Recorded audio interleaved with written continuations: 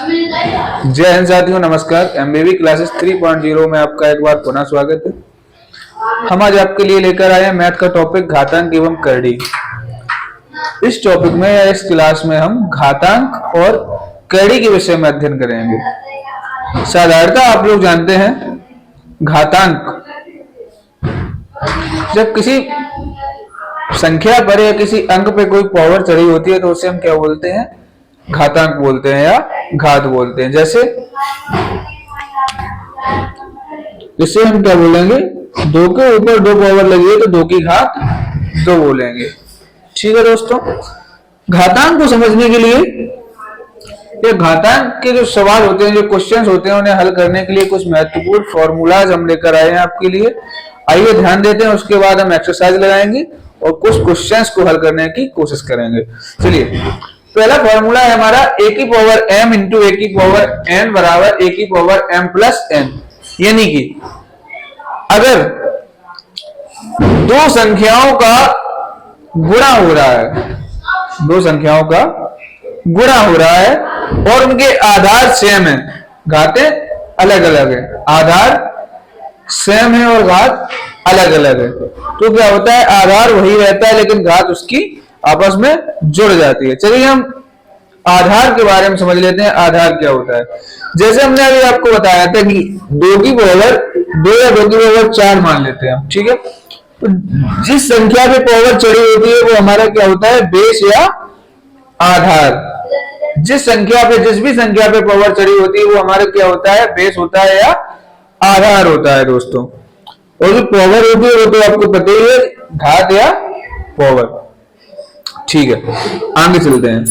हमने आपको बताया कि आधार समान होने पर, आधार समान है और घात अलग अलग है, उन संख्याओं का आपस में जब गुणा करेंगे तो घात जुड़ जाएंगी, आधार हमेशा वही रहेगा। जैसे देखिए a की पावर m है गुणा a की पावर n है, आधार दोनों का a है, इधर भी आधार a है, तो जो हमारा आंसर रहेगा क्या आएगा? a की पावर m प्लस n, यानी कि जो हमारी घात है वो आपस में जुड़ जाएंगी, पावर्स आपस में ऐड हो जाएंगे। चलिए एग्जांपल के थ्रू समझते हैं। मान लिया हमारे पास 2 की पावर 4 गुणा 2 की पावर 2, ये क्वेश्चन है। इसमें देखिएगा आधार 2 है और 2 है, यानी कि आधार हमारे सेम है, आधार हमारे जो है वो आपस में बराबर है या एक ही है, लेकिन घात जो है इधर 4 है और इधर घात 2 है। घात हमारी क्या है? घात हमारी अलग अलग है। तो ऐसे सवालों में क्या होता है कि आधार तो वही रह जाता है लेकिन जो घात होती है वो आपस में जुड़ जाती है, यानी कि 2 की पावर क्या आ जाएगा? 6 आंसर आ जाएगा। यही हम यही आंसर छोड़ सकते हैं या 2 की पावर 6 को हम सोल्व कर लेंगे। 2 गुणा 2 गुणा 2 गुणा 2 गुणा 2, यानी कि 6 बार, 1 2 3 4 5 और 1 6, तो 2 दूनी 4 दूनी 8 दूनी 16 दूनी 32 दूनी 64 हो जाएगा यहाँ पर हमारा, वही हमारा आंसर हो जाएगा। या तो हम यही छोड़ दें या इसे पावर्स को हम खोलकर सोल्व कर लें, वो हमारे ऑप्शन पर निर्भर करेगा कि हमने किस प्रकार का ऑप्शन क्वेश्चन में दे रखा है। चलिए एक और सवाल समझ लेते हैं। ऐसे हमें दिया है 3 की पावर 2 गुणा 3 की पावर 1। देखिएगा आधार 3 और 3 आधार हमारे सेम है, पावर्स जो है वो अलग है, तो क्या हो जाएगा यहाँ पर? 3 की पावर 2 प्लस 1, यानी कि 3 की पावर 3, या यहाँ पे हो जाएगा 27। 3 का जो क्यूब होगा वो क्या हो जाएगा? हमारा 27, यही हमारा आंसर हो जाएगा। चलिए फॉर्मूला नंबर 2 की तरफ चलते हैं। यदि आधार सेम है और घात अलग अलग है, लेकिन इनमें क्या हो रहा है? वहां क्या हो रहा था? गुणा हो रहा था, यहाँ क्या होगा? भाग। गुणा में घातें जुड़ती हैं, आधार सेम होने पर भाग में घातें घटती हैं। ध्यान दीजिएगा कि गुणा, जब गुणा का चिन्ह लगा मिलेगा आपको, आपस में मल्टीप्लाई हो रहा होगा तो क्या होगा? हमारी पावर्स जुड़ जाएंगी। लेकिन जब भाग का चिन्ह लगा मिलेगा, डिवाइड का चिन्ह होगा या डिवाइड वाले क्वेश्चन होंगे तो उनमें क्या होगा? पावर्स आपस में सब्ट्रैक्ट हो जाएंगे या पावर्स घट जाएंगे। चलिए एग्जांपल के थ्रू समझने की कोशिश करते हैं। जैसे हमारा है 2 की पावर 6 भाग 2 की पावर 4। देखिए आधार सेम है, बीच में क्या लगा है? हमारा भाग का चिन्ह लगा है। आधार सेम है, बीच में क्या लगा है? हमारा भाग का चिन्ह लगा है, मतलब आधार सेम है, भाग हो रहा है, घात हमारी अलग अलग है। अब देखिए क्या होगा इसमें, 2 की पावर 6 माइनस 4, गुणा में घात हमेशा जुड़ेगी, भाग में घात हमेशा घट जाएगी, ये आप ध्यान रखिएगा।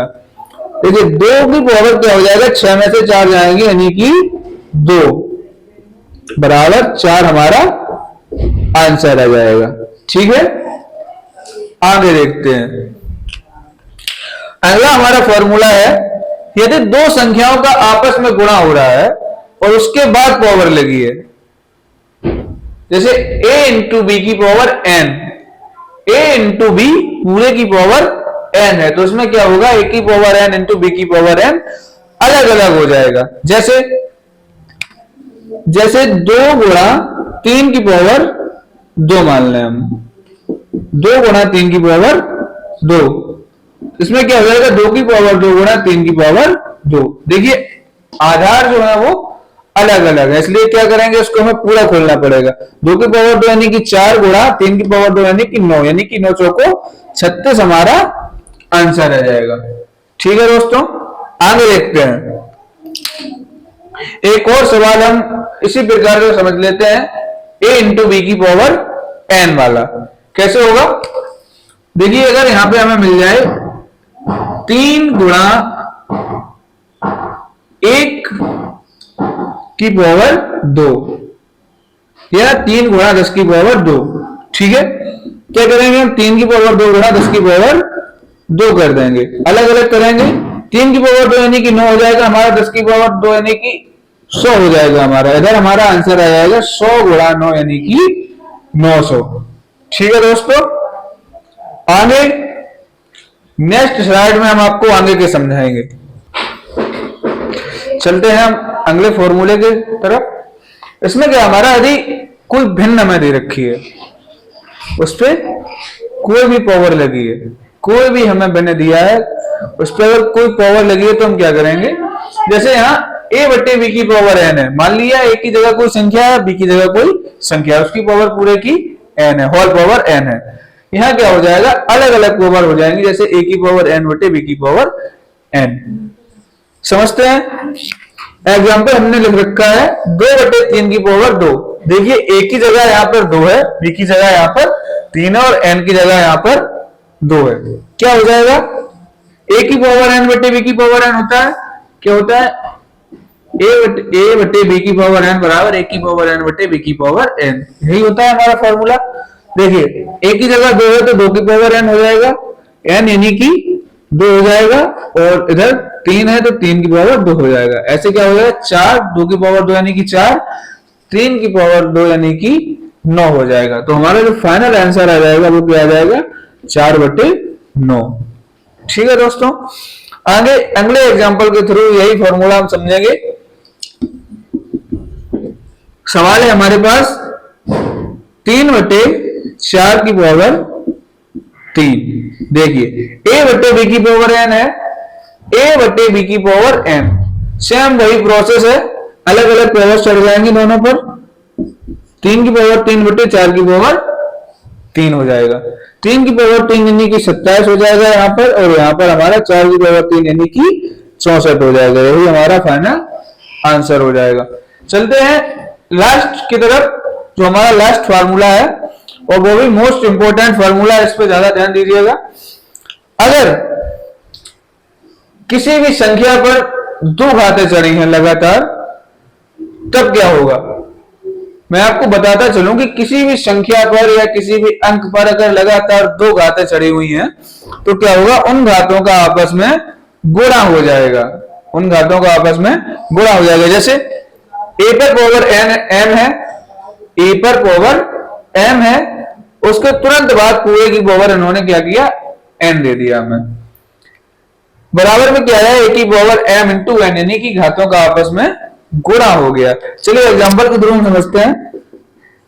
जैसे 2 की पावर 2 पूरे की पावर 3, ठीक है दोस्तों, क्या होगा, इसमें घातों का आपस में गुणा हो जाएगा, 2 की पावर 2 गुणा 3 यानी कि 2 की पावर 6 हो जाएगा, यही हमारा आंसर हो जाएगा।